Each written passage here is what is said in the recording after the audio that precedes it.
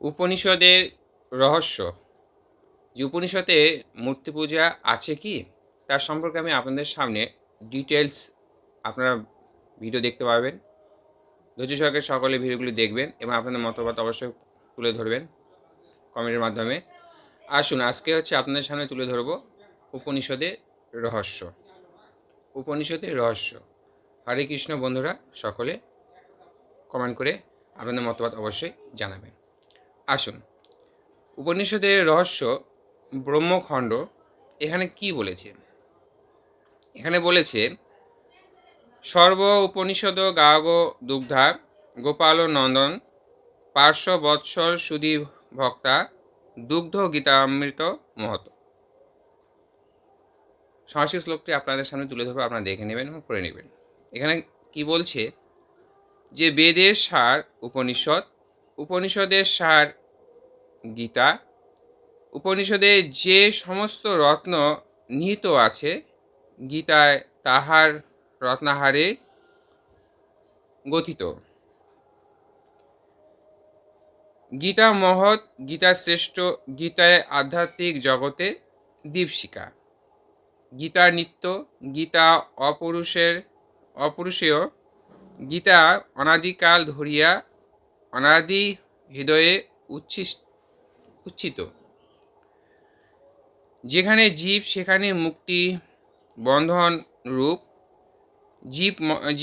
জীবন মরণ সংগ্রাম যেখানে ভগবান আবির্ভাব সেখানেই সাধকে অভিষ্ঠিত সিদ্ধি, সেখানে গীতা ভগবত কণ্ঠের ধ্বনি ও অন্যান্য কিছু অনেক আছে। মূলত যে এই যে শ্লোকটি বলেছে, এই শ্লোকটির মধ্য থেকে আমরা কি পাই?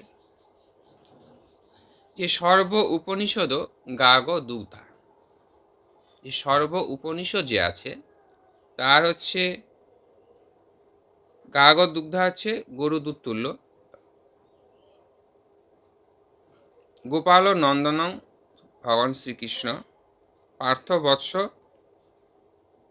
অর্থাৎ পার্থ মানে এখানে অর্জুনকে বলা হয়েছে, বৎস মানে এখানে বাছুর, যে গরুর দুগ্ধ অমৃততুল্য, সেই অমৃততুল্য দুগ্ধকে যে আস্বাদন করে বা গ্রহণ করে বা সেবা করে, আর চলতি ভাষায় যাকে বলে খায়, সে হলো শ্রীমদ্ ভাগবত গীতার সারবস্তু অর্জুন।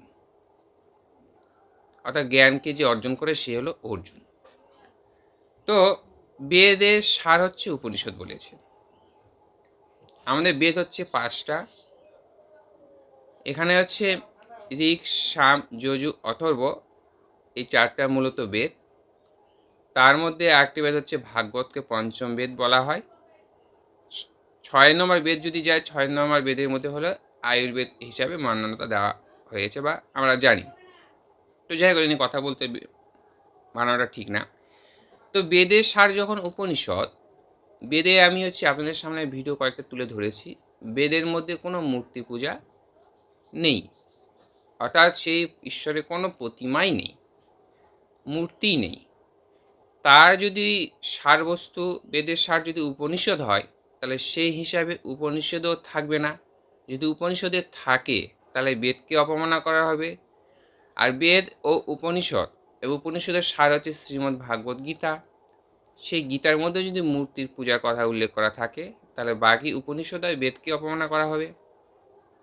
তাহলে এখানে আমি আজকে যে ভিডিওটি আপনাদের সামনে তুলে ধরছি, যে উপনিষদের রহস্য, যে এই উপনিষদের রহস্য কী কী আছে মূর্তি সম্পর্কে আমি আপনার সামনে পরপর ভিডিও আপনারা পাবেন।